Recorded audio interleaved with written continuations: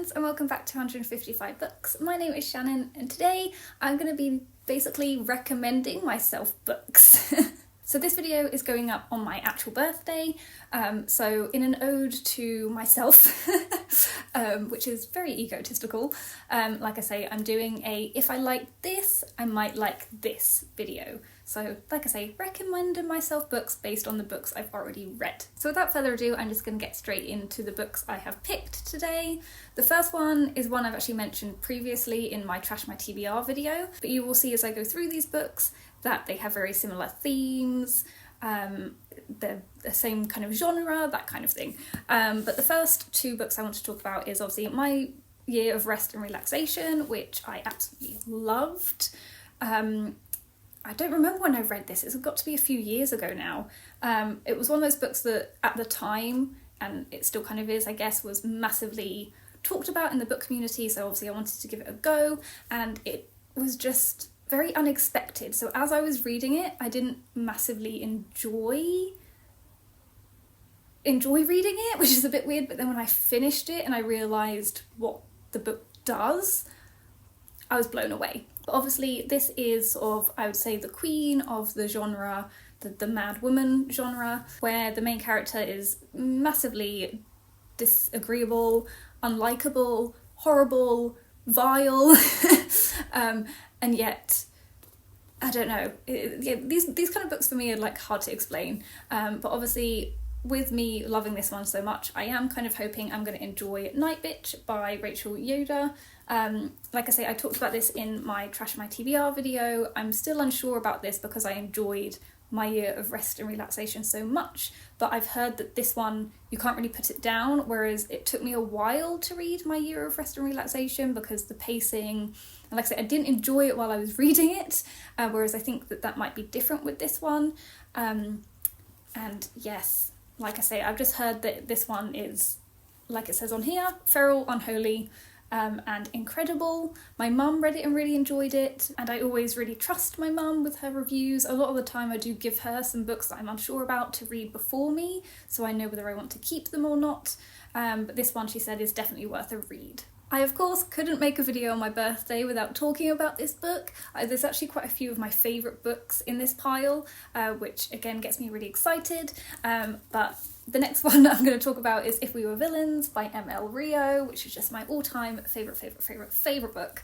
And it has been kind of not compared to, but I think a lot of people have said if you enjoy this one, you would also enjoy Station 11 by Emily St. John Mandel. Again, they've got a kind of similar theme in terms of this one involves students at university studying and performing Shakespeare, and in this one I do believe it's like a post-apocalyptic type read. However, it follows a troupe performing Shakespeare, and that's literally all I know about this, which again was kind of similar to this. I went into it completely blind and ended up loving it, so I kind of feel like the same thing might happen with this, and it's been on my TBR for so long. But for some weird reason, again, I'm kind of scared to read it because in my mind I've got really high expectations and I don't want it to, I don't want to be let down. But a few people have definitely told me if I've enjoyed this one, I'm going to really love this one. So hopefully when I'm in the mood for something that's going to fill the hole that this has just left in my life, I will definitely pick this one up. So this next book is actually one that I don't talk about on my channel like often or at all. But when I first read this, I think I was in my second year at university, I absolutely loved it to the point where the sequel that came out recently, or like a few years ago now, I didn't want to read it because I didn't want it to ruin the first book. But that is The Miniaturist by Jessie Burton. I haven't actually read any other Jessie Burton books because I loved this one so much, and I think I would just compare all of her other novels to this one. I do think maybe sometime in the future I might read the sequel. However, in terms of what this book itself does, in that it's a historical fiction with a beautifully crafted magical realism kind of woven into the story. It was just so well done and I really, really loved it. And like I say, that's why I didn't really want to read the sequel, because I don't want them to explain the magical realism aspect of this story because I liked it as it was. But in a similar kind of vibe, another book I've had on my TBR for ages that I think might have similar vibes to this, and that's why I might enjoy it, is The Silent Companions by Laura Purcell. Again, it has a very similar premise to The Miniaturist in that it follows a newly married but newly widowed person moving into a big home where there's like eerie things going on. And this one I think this one's got wooden figurines called The Silent Companion, or a mysterious wooden figurine called The Silent Companion, whereas obviously in The Miniaturist it's a miniature house of the home that Nella is sort of living in, and then there's other wooden pieces for the home that turn up. So again, very similar premise, but I feel like this one might be a bit creepier, which I'm not sure how I feel about. If it's just along the lines of sort of like gothic, I'm okay with that, and again with like magical realism, that's fine.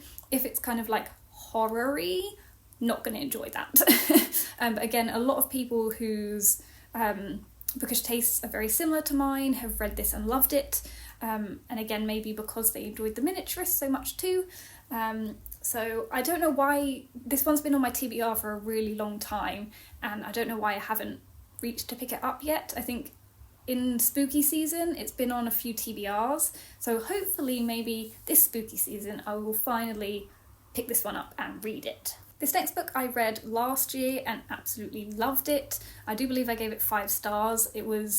I wasn't expecting to love it as much as I did, and I found a lot of like comparisons in myself to the main character, which again I wasn't expecting, but that is Almost Love by Louise O'Neill. This was the second Louise O'Neill book I read. I can't remember the name of the first one, but the first one was young adult, and obviously I wasn't sure if I was going to enjoy this one after not really vibing, I would say, with her young adult novel. But like I say, I adored this. This is such a good book, and it has made me want to read more Louise O'Neill. But in terms of, like I say, the premise of this one, I feel like because I enjoyed this one so much, I'm also going to really enjoy My Dark Vanessa, which I haven't read yet. I mean, it's fine. I'm a backlist booktuber. I read slowly. I read books way after they've been released and have been popular. But obviously My Dark Vanessa follows the main character, obviously called Vanessa, who I think when she was 15 years old had sex with her English teacher, and I do believe he's now been, so it's in the present day, and he's been accused of sexual abuse by another former student. And I think it's Vanessa kind of like looking back on that relationship and seeing it maybe for what it actually was rather than what he made it out to be, which was like obviously a loving consensual relationship.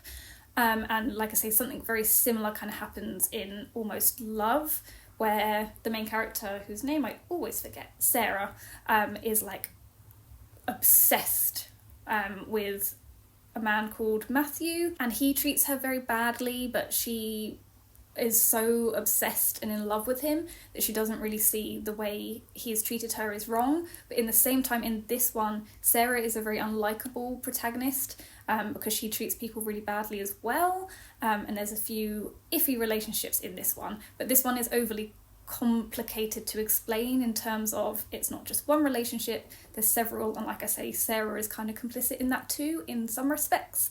However, when it comes to complex relationships, I really enjoy books about complex relationships, and obviously I'm going to definitely get that from My Dark Vanessa.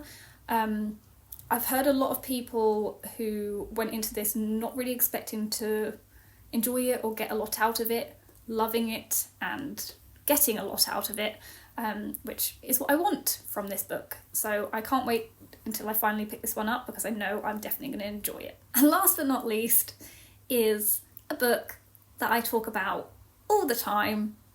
It's another favourite of mine, but then also the one I'm comparing it to is one that I mention on so many TBRs, on so many lists. I keep saying year after year that I need to read it, I need to read it, I need to read it, and I just don't. As soon as I lift up this first book, you're going to know which book I'm comparing it to, but that's fine. But the one I obviously love and is my favourite is The Book Thief by Marcus Zusak. This is probably one of my earliest favourite books ever, and is definitely tied with If We Were Villains. If I had to pick a book that I could just, only one book that I could read and read and read and read, it would probably be this one rather than If We Were Villains, because I've reread it several times in my life and just get the same experience every single time I read it, which I think is very rare for some books. But yes, absolutely adore this book. Obviously it follows, it's historical fiction and is a book kind of about books, but knowing how much I've loved and enjoyed this, I know I'm going to love and enjoy The Shadow of the Wind. Yeah, I think now holding these up together, the reason why I haven't read this yet is because I'm expecting the same vibes as The Book Thief. So if I don't get those same vibes, I'm probably going to be disappointed. But I have to remember this is a different book, even though it is also a historical fiction book that is a book that is about books, if that makes sense. This one obviously does have a similar premise. It's not set during a war. It follows our main character, Daniel, and it's set in Barcelona in the 1940s, and his father, I think, works in the Cemetery of Forgotten Books, and Daniel finds a book called The Shadow of the Wind, and then just starts this journey on trying to find out about the author and this book. Yes, and that's basically all I know. I think there is also a love story, and Daniel's love interest is a blind girl, because I have actually started reading this one years ago, but it was in the middle of summer and I put it down and then didn't pick it up again. But yes, like I say, I know I'm going to really enjoy this, so I just need to read it.